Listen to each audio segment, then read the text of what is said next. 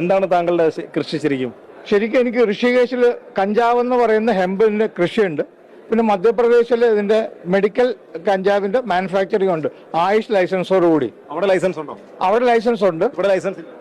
മാത്രമല്ല അതിന്റെ തമാശ, കാശ്മീർ മുതൽ കന്യാകുമാരി വരെ വിൽക്കാനുള്ള ലൈസൻസ് ഉണ്ട് എനിക്ക്. ഷെഡ്യൂൾഡ് ഈ മെഡിസിൻ ആണിത്. ഈ ലോകത്തിന് ഏറ്റവും നല്ല കഞ്ചാവ് എന്ന് പറയുന്നത് നമ്മുടെ ഇടുക്കി ഗോൾഡാണ്. അപ്പൊ ഗവൺമെന്റിന് കണ്ടമാനം ഓപ്പർച്യൂണിറ്റീസ് ഉണ്ട്. അതുപോലെ തന്നെ കഞ്ചാവ് കൊണ്ടുള്ള ഡ്രസ്സ് ഇട്ടിട്ടായിരുന്നു ഞാൻ ഇന്നലെ വന്നിരുന്നത്. അപ്പൊ ഇൻഡസ്ട്രിയൽ ഹെമ്പുണ്ട്, ഹെമ്പ് എന്നുള്ള പേരിലാണ് ഇന്ന് അറിയപ്പെടുന്നത്. നമ്മുടെ നാട്ടിൽ പക്ഷേ കഞ്ചാവ് അടിക്കുന്നവൻ എന്ന് പറഞ്ഞാൽ പ്രശ്നമുള്ള ഒരാളായിട്ടാണ് കാണുന്നത്. അല്ല, അത് ബ്രിട്ടീഷുകാരൻ പറഞ്ഞുണ്ടാക്കിയ ഒരു നുണയാണ്. കഞ്ചാവ് നാളെ വരെ കഴിച്ച് ആരും മരിച്ചിട്ടില്ല. അതൊരു ഡി അഡിക്ഷൻ സാധനം കൂടാണ്. പക്ഷെ ഇതിനെക്കുറിച്ചൊക്കെ തെറ്റായ രീതിയിൽ കൂടാണ് പ്രൊപ്പഗേറ്റ് ചെയ്തേക്കുന്നത്. അതായത് സിന്തറ്റിക് ഡ്രഗ്സ് കൊടുത്ത് നമ്മുടെ യുവതലമുറയെ നശിപ്പിക്കുന്നതിന് പകരം കഞ്ചാവിന്റെ ബോധവൽക്കരണമാണ് നമുക്ക് വേണ്ടത്. കനാബിസ് നാളിതുവരെ ആരും നശിപ്പിച്ചിട്ടില്ല എന്നുള്ളതാണ് അതിന് സത്യമാണ്.